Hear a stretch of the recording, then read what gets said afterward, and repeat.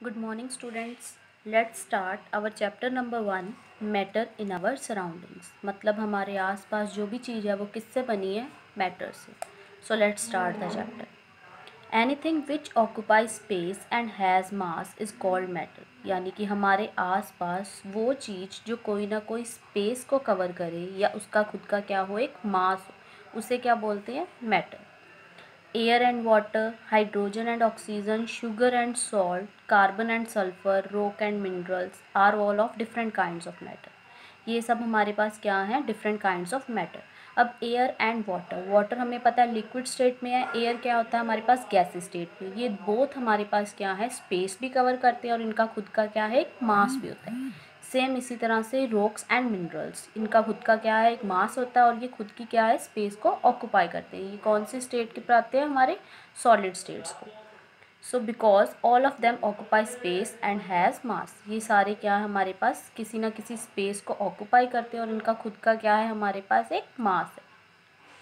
If we look around us, we can see a large number of things of different shape, sizes and texture. अगर आप हमारे आसपास देखोगे तो हमें कुछ बहुत सारी इस तरह की डिफरेंट शेप्स की, साइज़ की और टेक्सचर की काफ़ी सारी चीज़ें दिखाई देती हैं। Many of these things are used by us in our everyday life. तो इस तरह से हम डिफरेंट थिंग्स को क्या है? हमारी डेली लाइफ में यूज़ करते हैं। For example, We eat food, drink water, breathe in air and wear clothes. खाने के लिए फूड, ड्रिंक करने के लिए वाटर एंड और वेयर करने के लिए हमारे पास क्या है? क्लोथ्स। ये सब किससे बना हुआ है? हमारे मैटर से। बिकॉज ये खुद की क्या है? इनकी एक शेप है और ये खुद का इनका मास है। We use table and chair for studying and bed for sleeping. Table and chair हम पढ़ने के लिए यूज़ करते हैं एंड बेड स्लीपिंग के लिए। We also see other human being, various animal, plants and trees around us. इसके अलावा हमारे आसपास लिविंग बींग्स, कितने तरह के animal, plants, human beings, trees, ये सारे भी क्या हैं? हमारे पास मैटर के अंडर आते हैं। यानी कि both living and non living things, वो किसकी एग्जांपल्स हैं हमारे पास? मैटर की। The only conditions for something to be matter are that it should occupy space and have mass. सिर्फ वही चीज़ हमारे आसपास एवरीडे लाइफ में मैटर के अंडर आएगी जिसकी खुद की क्या है? एक स्पेस होगी और उसका मास होगा। So now the things like friendship, love, affection, hated, good manners, thought, idea, taste and smell do not occupy space and do not have mass. जो हमारे आसपास फीलिंग्स हैं जैसे friendship, love, good manners, thoughts, इनकी खुद की क्या है? कि कोई भी स्पेस को ऑक्यूपाई नहीं करते, ना ही इनका खुद का क्या है? कोई मास होता है। सो इसलिए ये हमारे मैटर के अंडर नहीं आती। So from the point of view of chemistry, things like friendship, love, affection, good manner, taste, smell not considered as matter. So इसलिए हम इसे मैटर की तरह कंसीडर नहीं कर सकते। So matter can be classified in a number of ways. Matter हमारा different ways में क्लासीफाई है। Ancient Indian philosopher said all the matters living और non living thing was made up of 5 elements. पुराने time में जो philosophers थे उन्होंने क्या बोला था? कि मैटर हमारा, चाहे वो लिविंग है या नॉन लिविंग थिंग है, वो किससे बना? हमारे पास 5 बेसिक एलिमेंट्स से। कौन कौन से elements? Air, earth, fire, sky and water. Modern day scientist classify matter in 2 days. आजकल के टाइम में साइंटिस्ट ने मैटर को कितनी स्टेट में क्लासीफाई किया है? 2 वेज में। On the basis of their physical properties and chemical properties, यानी कि फिजिकल प्रॉपर्टी और उनकी केमिकल प्रॉपर्टीज़ के बेसिस पे उसने 2 तरह से मैटर को डिवाइड कर दिया। On the basis of physical property, matter is classified as solid, liquid and gas. Physical property के बेस पे हमारे पास मैटर किन किन में डिवाइड है? सॉलिड्स, लिक्विड्स एंड गैसेस में। On the basis of chemical properties, matter is classified as element, compounds and mixture. Chemical properties के अकॉर्डिंग उसने मैटर को क्लासीफाई किया है, डिवाइड किया है एलिमेंट्स, कंपाउंड्स एंड मिक्सचर में। In this chapter we will study the classification of matter on the basis of physical property. और इस चैप्टर में हमने सिर्फ फिजिकल प्रॉपर्टी से ही चैप्टर को रीड आउट करना है। So next topic is matter is made up of particle. हमारा मैटर बना कैसे, किससे बना है? पार्टिकल से। Everything around us is made up of tiny pieces और पार्टिकल। हमारे आसपास जो भी चीज़ है वो मैटर है, वो किससे बनी है? पार्टिकल से। Our body is made up of particle. our chair is made up of particle, our table is made up of particle and this book is also made up of particle। यानी कि जो भी हमारे आसपास हर एक चीज़ क्या है, मैटर है, जिसका खुद का क्या है, एक स्पेस है, उसका खुद का वेट है, वो किससे बनी है, छोटे छोटे टाइनी पार्टिकल से। The number of particle in everything is however very very large. So उस हर एक चीज़ में काफ़ी ज़्यादा नंबर ऑफ पार्टिकल्स उसे कंबाइन करके मैटर बनाते हैं, उसकी फॉर्म बनाते हैं। For example a small rain drop contain about 10⁻21 particles of water in it. एक स्मॉल सी रेन ड्रॉप में कितने पार्टिकल्स प्रेजेंट होते हैं, 10⁻21। यानी कि ये पार्टिकल्स इतने ज़्यादा स्मॉल साइज़ के होते हैं, हम इन्हें खुद अपने आप नहीं देख सकते। इवन कुछ माइक्रोस्कोप्स की हेल्प से भी इन्हें नहीं देखा जा सकता, इनका साइज़ बहुत छोटा होता है। Even without seeing them we have certain evidence which tell us that the living things is made up of tiny particles। अब बिना देखे भी कुछ ऐसे एविडेंस है जो हमें बताते हैं कि ये पार्टिकल्स प्रेजेंट हैं। We will now give some of the evidence which clearly show that matter is made up of tiny particle। इस तरह से हमारे पास कुछ एविडेंस हैं जो हमें बताते हैं कि हमारे पास जो मैटर है वो किससे बना है, पार्टिकल्स से।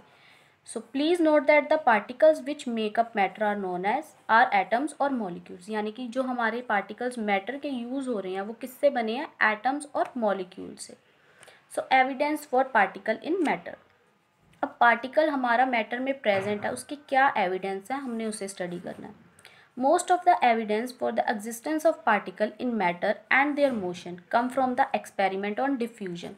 कुछ एविडेंस कहाँ से आ रहे हैं, diffusion. Diffusion means mixing of different substance, किसी दो सब्सटेंस को मिक्स करके उन्होंने आगे इसका एविडेंस प्रूव किया। And Brownian motion. Brownian motion means हमारे पास जो पार्टिकल्स हैं वो क्या करते हैं, मूव करते हैं, उनकी मोशन है। It is easy to explain what happened in several experiments if we believe that matter is made up of tiny particles which are in motion, but without the concept of particles this become very difficult to explain। अगर हमारे पास particles के हम concept को use ही नहीं करेंगे तो हमें बहुत डिफ़िकल्ट हो जाएगा मैटर को एक्सप्लेन करना। सो फर्स्टली हम किसे डिस्क्राइब करेंगे, पार्टिकल्स को, उसके एविडेंसेस को। So here the first, dissolving a solid in a liquid. यानी कि किसी सॉलिड सब्सटेंस को किस में डिज़ोल्व करना है, लिक्विड में। Potassium permanganate is a purple colour solid substance and water is a colourless liquid. हमने क्या लिया, सॉलिड, कौन सा, पोटाशियम परमैंगनेट, जो कौन से कलर का है, पर्पल कलर का। एंड साथ में हमने लिक्विड कौन सा यूज़ किया, वाटर। वाटर हम सबको पता है कि कलरलेस लिक्विड है।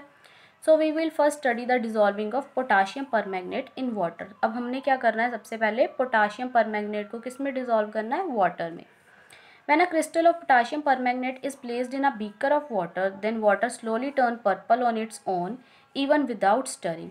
अगर हमने जैसे यहाँ पे आपको फिगर दी है, this is a beaker, beaker में हमने क्या ले लिया, वाटर। वाटर क्या है हमारे पास, कलरलेस।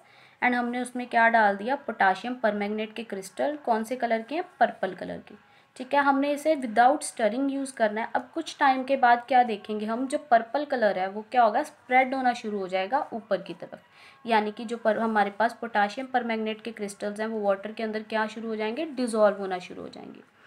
एंड लास्ट हमें क्या दिखेगा, पूरे का पूरा वाटर कौन से कलर का शो हो जाएगा, पर्पल कलर का। ठीक है, so both potassium permanganate crystal and water are made up of tiny particles. हमारे पास पोटाशियम परमैंगनेट का क्रिस्टल और वाटर किससे बना है, टाइनी पार्टिकल से। The particle of potassium permanganate are purple coloured whereas the particle of water are colourless. क्योंकि हमारे पास जो पोटाशियम परमैंगनेट है वो कौन से कलर का है, पर्पल कलर का। एंड जो वाटर है वो क्या है हमारे पास, colourless. When the potassium permanganate crystal is put in water, its particles separate from one another। जैसे ही हमने पोटाशियम परमैंगनेट को वाटर के अंदर डिज़ोल्व करना शुरू किया, उसके अंदर पॉर कर दिया, तो उसके पार्टिकल्स जो पोटाशियम परमैंगनेट के थे वो क्या हो गए, एक दूसरे से सेपरेट होना शुरू हो गए। और उसने क्या कर दिया, वाटर के जो पार्टिकल्स थे उनके साथ मिक्सअप होना शुरू कर दिया। So the purple colored particle of potassium permanganate separate out throughout the water and making the whole water look purple। और वो आपस में उसने पूरे वाटर का कलर को किस में चेंज कर दिया, पर्पल कलर में। On dissolving the particle of potassium permanganate get into the space between the particles of the water। जो पार्टिकल्स पोटाशियम परमैंगनेट थे उन्होंने कहाँ पे, वाटर के जो पार्टिकल्स के बीच में स्पेस थी उसे क्या कर लिया, कवर कर लिया। सो हेयर ये हमारे पास क्या है, वाटर के पार्टिकल्स, एंड ये जो हमारे पास पर्पल कलर है वो किसके पार्टिकल्स हैं, पोटाशियम परमैंगनेट के।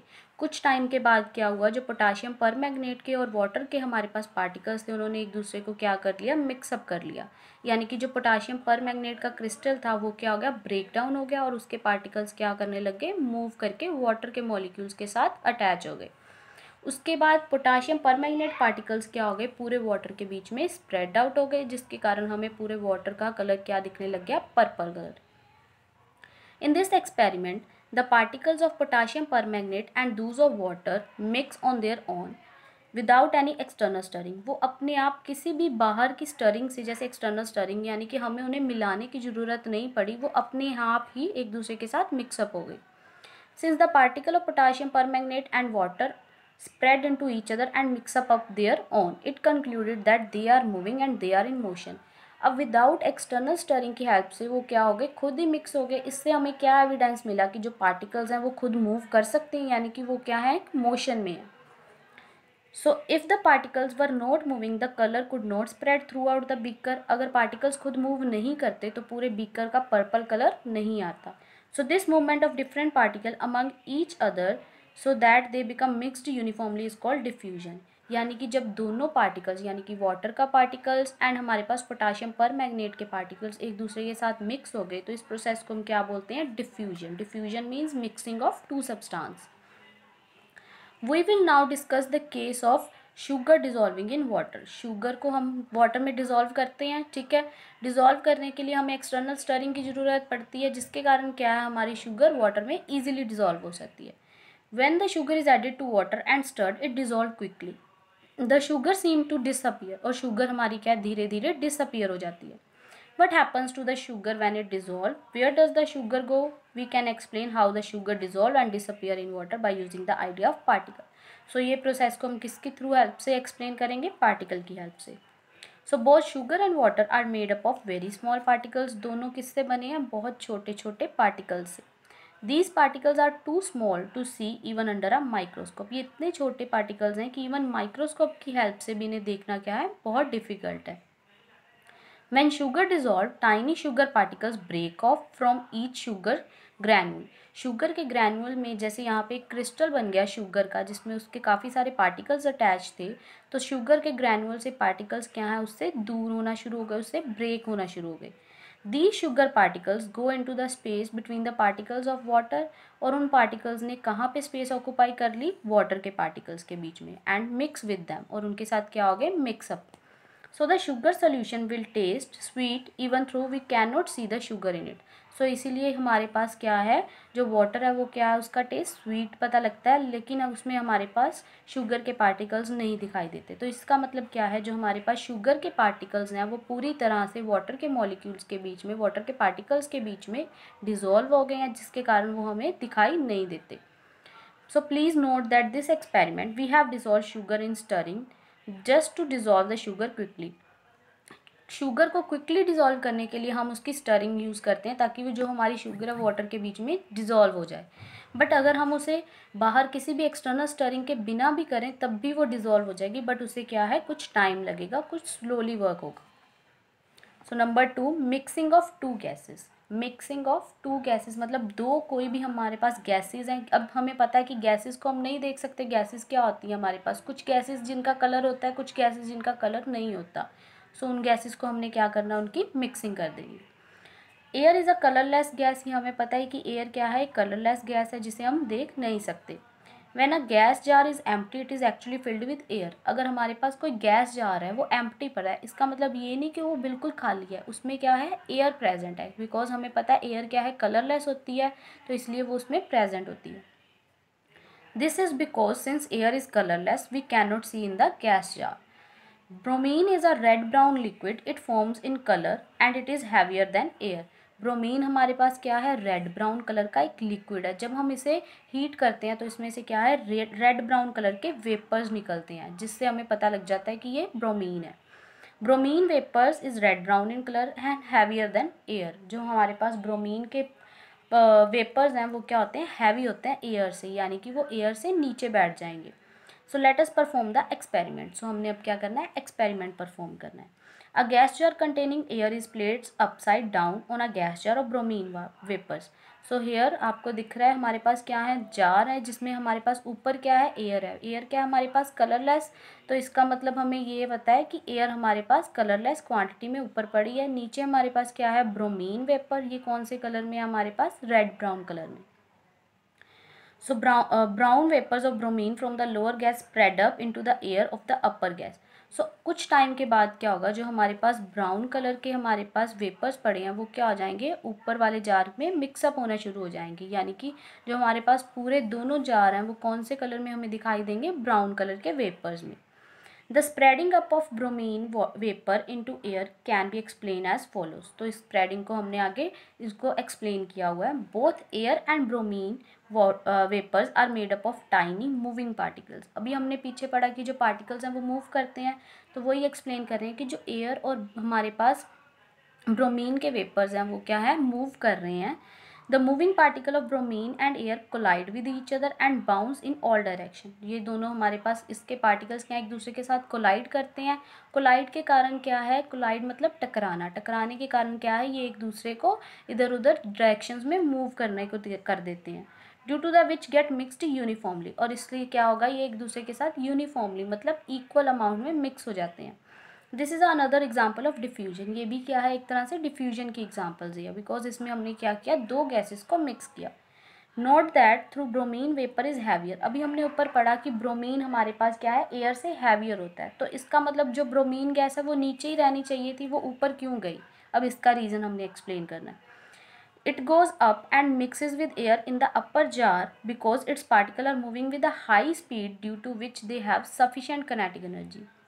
इसका रीज़न ये है कि क्योंकि ब्रोमीन के जो पार्टिकल्स थे उनकी क्या है, कनेटिक एनर्जी ज़्यादा होती है। कनेटिक एनर्जी मतलब उनकी मूव करने की जो एनर्जी है वो क्या होती है, ज़्यादा होती है। किससे, ग्रेविटेशनल एनर्जी से। अब ग्रेविटी का काम क्या है, उन्हें नीचे रखना, बट इनकी कनेटिक एनर्जी ज़्यादा होने के कारण ये जो हमारे पास ग्रेविटी है, फोर्स ऑफ ग्रेविटी को क्या कर देते हैं, ओवरकम कर देते हैं। Another point of noted that air is present in the upper gas jar also diffuses downward into bromine vapor in the lower gas jar. But since air is colorless, we cannot notice. अब हमारे पास इसका मतलब ये नहीं है कि सिर्फ brown हमारे पास ब्राउन वेपर ही अपर वाले जार में गए हैं, बट हमारे पास जो एयर के वेपर हमारे पार्टिकल्स पड़े थे वो भी क्या है, नीचे वाले जार में आके उसके साथ मिक्सअप हो जाते हैं। बट एयर हमारे पास क्या है, कलरलेस है, जिससे हमें इसे पता नहीं लगता। So the process of diffusion gives two conclusion about the nature of matter. So इससे हमें क्या पता लगा, the particles are moving, particle is made up of tiny, matter is made up of tiny particle. हमारा matter किससे बना है, छोटे छोटे particles से बना है। The particles of the matter are moving, और जो particles हैं वो क्या है, continuously move करते हैं। Before we go further, we should know the meaning of term pollen and pollen grains. So pollen क्या होते हैं, पोलन हमारे पास क्या है, एक पाउडर डिस्चार्ज होता है जो कहाँ से हमें मिलता है, मेल पार्ट ऑफ फ्लावर से, एक फ्लावर से मिलता है, उसका नाम क्या है, स्टेमन। Pollen is actually present in the top part of स्टेमन called anther. Pollen कहाँ प्रेजेंट होता है, उसके टॉप पार्ट पे, उसे क्या बोलते हैं, anther. Pollen contain microscopic particles called pollen grains. अब जो पोलन है, पोलन क्या था हमारे पास, एक डिस्चार्ज सब्सटेंस था जो फ्लावर के ऊपर प्रेजेंट होता है, उसके बीच में जो पार्टिकल्स होते हैं उसे क्या बोलते हैं, pollen grains. The pollen grains are extremely minute and light particles. ये क्या है, बहुत ज़्यादा माइन्यूट होते हैं और क्या होते हैं, लाइट होते हैं, यानी light in weight. So number third, movement of pollen grains in water. हमने क्या है, वाटर के बीच में पोलन ग्रेन्स की मूवमेंट को डिस्कस करना है। The best evidence for the existence and movement of particle in liquid was given by Robert Brown in 1827। ये एक्सपेरिमेंट किसने किया था, रॉबर्ट ब्राउन ने, कब, 1827। Robert Brown was suspended experimentally small pollen grains in water on looking through the microscopic particles. Robert ने क्या किया था, वाटर के बीच में पोलन ग्रेन्स को ऐड कर दिया था इस एक्सपेरिमेंट को करने के लिए। So the pollen grains were moving rapidly throughout water in a very irregular way और अ जिगजैग वे। जब उसने वाटर में पोलन ग्रेन्स को ऐड किया तो पोलन ग्रेन्स क्या करने लगे, मूव करने लगे, कौन से पाथ में, जिगजैग पाथ में। हियर जो ऑरेंज डॉट है वो क्या हमारे पास, पोलन ग्रेन्स, एंड जो बाकी हमारे पास वहाँ पे क्या पड़े हैं, वाटर के इनविजिबल मॉलिक्यूल्स। सो यहाँ पे इन्होंने कौन सा, जिगजैग पाथ में मूव करना शुरू कर दिया पोलन ग्रेन्स ने। The movement of pollen grains on the surface of water are explain as follows। तो अब इनकी मूवमेंट को एक्सप्लेन करना शुरू किया उसने भी, ये क्यों मूव किए, उसका क्या रीज़न था। Water is a made up of tiny particle which are moving very fast. Water हमने अभी पढ़ा कि ये टाइनी पार्टिकल से बना है, जिसके पार्टिकल्स क्या हैं, बहुत फास्टली मूव करते हैं। The pollen grain move on the surface of the water because they are continuously being hit by the fast moving particle of the water। अब जो वाटर के हमारे पास पार्टिकल्स थे वो बहुत फास्टली मूव कर रहे थे। जब भी पार्टिकल के सामने पॉलन ग्रेन के पार्टिकल्स आते थे तो वो उसे क्या करते थे, बहुत ज़ोर से क्या करते थे, हिट करते थे, जिसके कारण जो पॉलन ग्रेन के पार्टिकल्स हैं वो क्या करने शुरू हो गए, मूव करने शुरू हो गए। So through the water particles are too small to be seen but their effect on the pollen grain can be seen clearly। हमें पता है कि वाटर पार्टिकल्स बहुत स्मॉल होते हैं, बट जब उनका हमारे पास क्या है, इफेक्ट है, वो हमें पॉलन ग्रेन के एक्सपेरिमेंट से साफ पता लगने लग गया।